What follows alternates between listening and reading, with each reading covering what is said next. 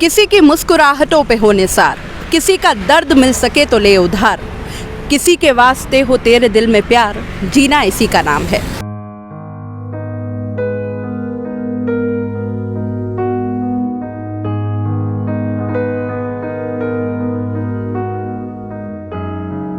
कि कुछ ऐसे व्यक्ति होते हैं जो दिखाते कुछ नहीं, कहते कुछ नहीं, लेकिन ऐसा बहुत कुछ कर जाते हैं जो औरों के लिए प्रेरणा बन जाता है, क्योंकि औरों के लिए कुछ करना, औरों के लिए जीना ही तो असल ज़िंदगी के मायने हैं।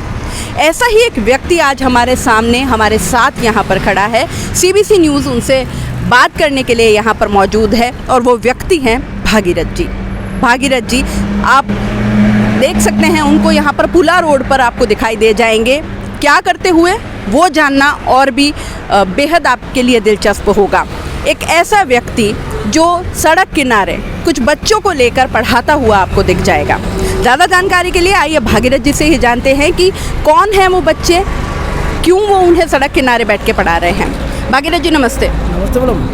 हाँ, मेरा नाम भागीरथ नगारची है और प्रॉपर सिंगाड़ा का रहने वाला हूँ। सायरा गोविंदा तहसील में पड़ता है। मैं यहाँ गमले बेचता हूँ पुला रोड पे। मैंने देखा कि मैं गमले बेच रहा 5 महीने हो गए। तो मैं देखते देखते लगा कि मुझे कोई बच्चे इधर घूम रहे हैं, इधर जो बाहर से आए हुए हैं। मेरे उस पार भी लोग नमक बेचने वाले हुए हैं, गमले चीनी के गमले बेचने वाले हुए हैं, इधर कपड़े बेचने वाले हुए हैं। ये गरीब परिवार से उठे हुए बच्चे हैं। तो मैंने देखा मैं क्यों नहीं मैं इनको मैं जो मेरे अंदर जो शिक्षा है मैं इनके अंदर डालने की कोशिश करूं। तो मैंने देखा बहुत सारे स्कूलों में ऐसा होता है कि बच्चों को पढ़ाने के लिए मैडम रोड पे आके नहीं पढ़ाएगी या स्कूल के अंदर दाखिला कराओगे तब पढ़ाएगी। लेकिन मैंने ये एक पॉइंट ले लिया कि जितने भी गरीब बच्चे हैं, क्योंकि मैंने आर्थिक स्थिति देख रखी है, एक एक पाई को इकट्ठा करना या एजुकेशन को एक एक शब्द को जोड़ना बहुत मुश्किल होता है। तो इन बच्चों को क्यों नहीं मेरे सहायता से मैं इन बच्चों को पढ़ा भी लूँ और पढ़ाई के साथ साथ मैं ऐसे ही एक्टिविटीज़ देख लूँ। एक्टिविटीज़ कौन सा बच्चा कौन सी एक्टिविटीज़ में भाग लेना चाहे, वैसे मैंने इनका सहयोग कर रहा हूँ। आपकी अपनी आप खुद कितना शिक्षित हैं? मैं BA हो गई, MA हो गई और अभी फिजिकल का कोर्स किया था मैं, BPEd bachelor of physical education का। तो आपने कहीं जॉब नहीं की? जॉब के लिए मैं अभी ट्राई कर रहा हूँ। मैं पढ़ाई कर रहा हूँ अभी प्रेरणा स्कूल में शारीरिक शिक्षक हूँ, बड़गांव स्कूल में। आप खुद एक शिक्षक हैं ऑलरेडी। फिर ये गमले का क्या कनेक्शन हुआ? गमले का तो ऐसे ही, ये कोरोना काल में ऐसा होता है, स्कूल वालों ने ऐसा पेमेंट देना बंद कर दिया, ऐसा कुछ कर दिया। तो हमने सोचा कोई बात नहीं, अपना बिजनेस चलाएंगे। एक गमले से 2 गमले लाएंगे, 2 से 3 में अवसर जो आपने ढूंढ लिया तुरंत। स्थिति क्या होती है, तो हमने भी हार नहीं मानी। जरूरी नहीं है कि स्कूल वाले हमें पेमेंट देंगे तो हम करेंगे। हम शिक्षक हैं, कुछ भी कर सकते हैं। आप औरों के लिए भी प्रेरणा बने। इस कोरोना काल में ये कैसे मन में आया कि इन बच्चों को जो है मैं आसपास के बच्चों को उठाऊं और शिक्षा दूं? हम देख पा रहे हैं कि आप एक बालिका स्कूल के सामने, गवर्नमेंट स्कूल है यहाँ पर, और उसके सामने एक व्यक्ति जो है वो 5 बच्चों को या कितने बच्चों को पढ़ाते हैं आप यहाँ पे? मेरे 5-6 बच्चे आते हैं। 5-6 बच्चे। एक दो बच्चे क्या, जब उनके वो नानी की डेथ हो गई जो बाहर चले गए। कितने टाइम से पढ़ा रहे हैं? अभी मेरे को 5 महीने हो गए। 5 महीने हो गए आपको? कभी किसी स्कूल से या कोई आया नहीं इनको कि हमारे यहाँ दाखिला करवा दीजिए? एक अपने गर्ल्स स्कूल से एक सर आए थे दाखिला करवाने। एक बच्चे का दाखिला करवा भी दिया मैंने। खुशब राठौड़ ये बैठा हुआ है बच्चा, तो उसका दाखिला अंदर करवा दिया मैंने।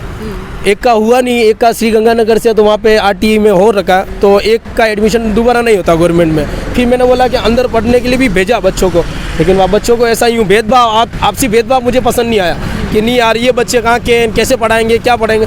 तो ऐसा हुआ। ज़रूरी नहीं इसी स्कूल का एग्जाम्पल लूँ, सारी स्कूलें मेरे लिए तो यही है कि आपसी भेदभाव नहीं करें, सब बच्चे अपने बच्चे माने, सब बच्चों को अपना बच्चा माने। गवर्नमेंट वाले सैलरी दे रहे हैं गवर्नमेंट वालों को इतनी 70%, अरे 1% ही अगर बच्चों को पढ़ाने का काम कर लेना तो आज मेरे को पढ़ाने की नौबत नहीं आती है। बिल्कुल ठीक बात है। ये जो सारी व्यवस्थाएं कैसे जुटाते हैं इन बच्चों को? सारी किताबें, कॉपियाँ, ये कौन जुटाता है? आप जुटाते हैं? मैं कर लेता हूँ जितना भी, इतना 100-200 रुपये 300 रुपये है कि मुझे लगता है कि ना बच्चे की एक कॉपी लानी, एक कॉपी से कुछ नहीं होता है। मेरे रूम पे भी ऐसी पड़ी हो, खाली कॉपी का एक पेज करके उनको रफ कॉपी बना के मैं लिखवा लेता हूँ।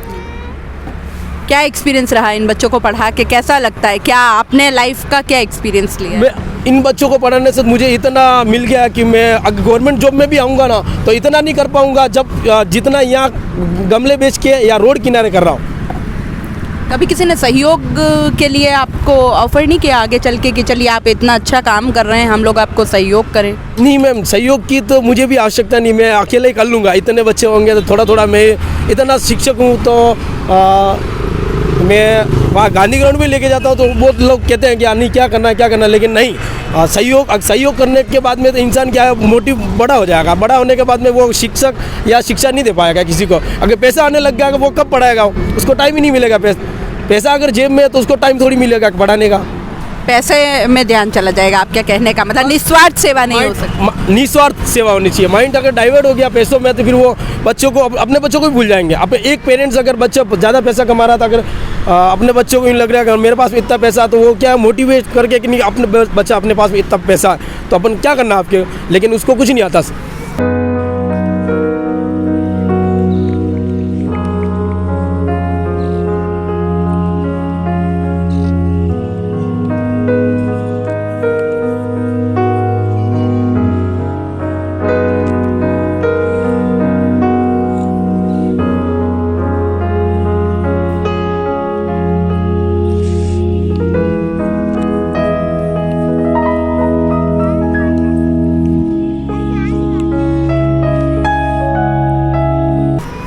गांधी ग्राउंड किस लिए लेके जाते हैं? हमने सुना है इन बच्चों को आप दंगल भी सिखाते हैं, कुश्ती भी सिखाते हैं, मतलब फिजिकली भी आप फिट कर रहे हैं। एक फिजिकल इंस्ट्रक्टर होने के नाते वो काम भी आपका कहीं ना कहीं चालू है। बात ये हो रही है कि मैं पढ़ाते पढ़ाते ऐसा लगता है बच्चों का माइंड थोड़ा सा स्लोली टाइप चलता रहता है, तो फिर मेरे लगता है नहीं, बच्चों को ज़्यादातर अपन थोप नहीं सकते हैं कि यार पढ़ो पढ़ो पढ़ो। उनका माइंड थोड़ा सा डिवाइड करके थोड़ा सा गेम्स में डालो। गेम्स में डालने के बाद 5 मिनट या आधा घंटा गेम खिलाने के बाद वापस पढ़ाने बैठो, तो उसको बच्चे का माइंड वहाँ पे पढ़ने में लग जाएगा। इसी एक्टिविटी से मैं उनको देखता हूँ कि पढ़ाई के साथ में गेम भी हो जाएगा और गेम के साथ में पढ़ाई हो जाएगी, तो दोनों का बच्चे पूरा खुल जाएंगे। अगर किसी भी स्कूल में अगर दाखिला भी करवाएंगे ना, तो जाते ही मैडम इनकी क्लासें लेती है कि यार नहीं यार तुझे क्या आता है क्या नहीं आता है, तो जाते ही अगर ये यूँ बोल देंगे हाँ चलो हमें सब कुछ आता है, तो उसके बाद में ये तो नर्सरी क्लास फर्स्ट क्लास, ये नर्सरी LKG में नहीं जाते, वो डायरेक्ट फर्स्ट क्लास में ज्वाइन होगा। तो उससे क्या होगा, उनके पेरेंट्स के पैसे भी कम बचेंगे और शिक्षा भी पूरी तरह से मिल जाएगी। इतना आप सिखा दिए हैं कि डायरेक्ट फर्स्ट में एडमिशन हो जाएगा। अभी इनको सेविंग, हाँ प्रारंभिक शिक्षा प्राथमिक में जाके एक बच्चा एक भी दाखिला हो जाए तो ऑनलाइन एग्जाम भी ले लेंगे मैडम, तो भी वो फेल नहीं होगा। क्या बात, क्या लगता है मतलब आगे किस तरह का आपने आगे क्या सोचा है? अभी तो कोरोना काल है, चलो कल आपके स्कूल फिर से ओपन होंगे, कल फिर आप कहीं जॉब करेंगे, तब फिर इन बच्चों का क्या? उसके बाद भी अगर मैं जॉब में भी जाऊंगा उसके बाद में 1-2 घंटे बच्चों को देना ही है। ये दुकान में मैं नहीं सोच रहा हूँ ये दुकान में बंद करूँ, मैं यही रहूँ मैं बच्चों के साथ में, ये परिवार की तरह, आपसी परिवार की तरह। मेरा परिवार मैं छोड़ के आया वहाँ से, तो ऐसा लग रहा है मुझे ये मेरा परिवार ही है सारा।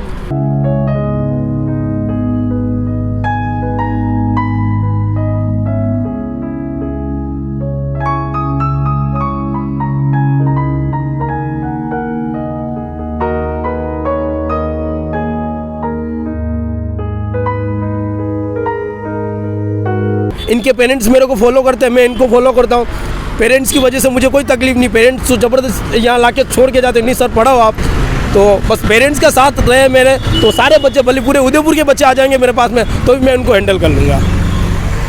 भागीरथ जी, हमें कई बार हमारी जो परिस्थितियाँ होती है बचपन से लेके आज तक की, कुछ परिस्थितियां हमें इन चीज़ों के लिए मोटिवेट करती है। क्या ऐसी वो चीज़ें हैं जिससे आज आप ये करने के लिए अंदर से आपके ये भाव हैं कि नहीं मेरे को करना है और पैसा नहीं कमाना है इससे, मुझे ये निस्वार्थ सेवा, क्या ऐसी परिस्थितियां आपकी रही जिससे आज आप ये करने को मजबूर हुए? मजबूर तो नहीं कहूँगी, ये करने को आप इतना प्रोत्साहित हुए? नहीं, मैं ऐसे सिंगाड़ा से सायरा पढ़ने जाता था, 1-2 किलोमीटर का रास्ता था, तो ऐसा मैंने 1-2 मेरी स्थिति ऐसे थी, हमारा परिवार आर्थिक स्थिति से अभी भी गिरा हुआ, ऐसा मैं नहीं कह सकता हूँ कि वो ऊपर उठा हुआ है कि नहीं। आज भी हम अगर 10 रुपये नहीं कमाए तो घर नहीं चलेगा। इसीलिए मेरा गांव छोड़ के मैं उदयपुर में आ गया कि मैं कुछ करके बताऊं और मेरे गांव का नाम रोशन करूं। ज़रूरी नहीं है कि गांव मेरा गांव है तो पूरा मैं ऑल इंडिया का नाम रोशन करूं कि यार इस पढ़ाई के माध्यम से या गेम के माध्यम से। मुझे एक यह सर्कल मिल गया कि 2 सर्कल हो सकते हैं, या तो एक गेम या पढ़ाई, दोनों सर्कल से अपना नाम भी रोशन करो और अपने माँ बाप का भी नाम रोशन करो, और सारे जितने भी गरीब जो परिवार के बच्चे हैं ना, उनके माता पिता को इतना मोटिवेट करो कि दूसरे अपने देश से नहीं विदेश से भी बच्चे यहाँ तक पढ़ने आए भारत देश में। खेल के माध्यम से कैसे करेंगे आप क्या स्वयं भी उसके लिए कोई तैयारी करते हैं? हाँ, मैं भी एक रेसलर हूँ कि मैं स्वयं लक्ष्मण सिंह व्यायामशाला में, उस्ताद लक्ष्मण सिंह व्यायामशाला में शाम को टाइम देता हूँ। वहाँ पे आश्रम बना हुआ है, वहाँ पे जैसे घर जैसे वातावरण है। बच्चों को बोलूँगा कि बच्चे झाड़ू निकालना, तो बच्चे भी झाड़ू निकालने, उस्ताद जी आते हैं। इतना संस्कारी काम होता है वहाँ पे जितना अपन एक घर से नहीं सिखा सकते हैं। अभी जो पेरेंट्स होते हैं, अभी मान रहा हूँ, मुझे दुख किस बात का हुआ या पढ़ा नहीं लगा, पेरेंट्स है ना तो उन बच्चों को मोटिवेट नहीं करते हैं। सबसे बड़ी बात है, कोई बात नहीं, पेरेंट्स खुद तो पढ़ा सकते हैं ना, वो तो पढ़े हुए होंगे, 5वीं होंगे या 10वीं होंगे, वो इतना टाइम दे सकते हैं। ज़बरदस्ती बच्चे को लेके स्कूल में रख के आ जाएंगे, रखने के बाद 8 घंटे तक नहीं यार, बच्चा अंदर रहेगा जब तक रोएगा। लेकिन आप ही थोड़ा सा टाइम दो, उस बच्चे को प्यार से पढ़ाओ, वैसे ही बच्चा पढ़ जाएगा। उसमें पैसे इन्वेस्ट करने की बात ही नहीं आ रही है। नहीं, लेकिन स्कूल में तो खैर दाखिला करवाना ही पड़ता है। स्कूल की एक अलग व्यवस्था होती है, कितने शिष्टाचार, कितने अनुशासन वहाँ पे बच्चा सीखता है, औरों के साथ रहना सीखता है, काफ़ी सारी चीज़ें हैं जो एक विद्यालय में बच्चा सीखता है। ना, मेरा कहने का मतलब ये स्कूल जाना चाहिए, लेकिन उसके बावजूद भी स्कूल के भरोसे नहीं रहना चाहिए। पेरेंट्स घर पे आके चेक करना चाहिए बच्चों को, बच्चा क्या कर रहा है, बार बार टीचर से जाके मिलना चाहिए, कैसा चल रहा है, इसका वातावरण कहाँ चल रहा है, इसका माइंड कहाँ डिवाइड हो जाए। और पढ़ाई पे नहीं हो रहा है, कोई बात नहीं, तो थोड़ा बहुत डिवाइड गेम में भी हो रहा तो गेम में डाल के देखो, उसके बाद में थोड़ा सा 1-2 महीने घुमा के वापस उसको पढ़ाई पे लाओ। लक्ष्य क्या बनाया है आपने अपना? मैंने ये लक्ष्य बनाया कि जितने भी गरीब लोगों के बच्चे हैं ना, मैं कोई अमीर नहीं हूँ, मैं भी गरीब ही हूँ, लेकिन मैं ये चाहता हूँ, इसीलिए आप वो पीड़ा समझ पाते हैं। जी हाँ, बहुत सारे भेदभाव, सबसे बड़ी बात हो तो भेदभाव की बात, ऊंच नीच भेदभाव की बात, उस भेदभाव को लेके ही मैंने ये मुद्दा स्टार्ट किया। कैसा भेदभाव, कैसा क्या फील होता है? आपसी भेदभाव के, बड़े बच्चों को जैसे कार में जा रहा है तो छोटे बच्चों को हाथ नहीं लगाएंगे, क्यों नहीं लगाएंगे? तो नहीं ये तो गरीब गरीब क्या होता है, खून दोनों का एक होता है। उसको आप उससे बात करोगे, उससे मिलनसार करोगे तो वो वैसे भी अपना हो जाएगा। तो सबसे बड़ी बात अपनापन होना चाहिए। किसी भी इंसान को बड़ा नहीं समझना चाहिए। आना इसी धरती पे ही रहना है इसको। तो ये थे भागीरथ जी हमारे साथ, और आज भारत में जो स्थिति है, शायद ऐसे ही कर्मठ, जुझारू, इतने ही प्रयत्नशील और इतने ही कर्तव्यनिष्ठ लोगों की शायद भारत में आज ज़रूरत है, जो ऐसे गरीब बच्चों को, जो ऐसे जिनका इनसे कोई लेना देना नहीं है, उन बच्चों को उठा करके और आज निस्वार्थ सेवा दे रहे हैं, उनको पढ़ा रहे हैं, उनको आगे बढ़ाने के लिए ये प्रयत्नशील हैं। आइए इन बच्चों से भी बात करते हैं कि इनका क्या एक्सपीरियंस है सर के साथ पढ़ने का। परी, कब से पढ़ने आते हो? बाद में। हैं? 5 महीने बाद में। अच्छा, और सर आपको पढ़ाते हैं, समझ में आता है आपको? हाँ, क्या क्या आता है आपको? क्या क्या पढ़ा दिया सर ने? A for apple, B for ball, C for cat, अच्छा। D for dog, E for elephant, F for fish, C for grass, F for। ये सर ने ही सिखाया? हाँ। हाँ, पोयम आती है कोई? हाँ? पोयम आती है कोई? कविता आती है? नहीं। अच्छा, वो सीखना बाकी है अभी। अच्छा, सर डांटते हैं कि प्यार से पढ़ाते हैं? प्यार से बता। अच्छा लगता है आपको यहाँ पे पढ़ना? क्या नाम है आपका? मानसू। कब से पढ़ रहे हो? बहुत दिन हो गए। बहुत दिन हो गए। अच्छा लगता है सर से पढ़ना? पिटाई विटाई तो नहीं होती? नहीं, रोज आते हो, छुट्टी नहीं मारते कभी? Good boy.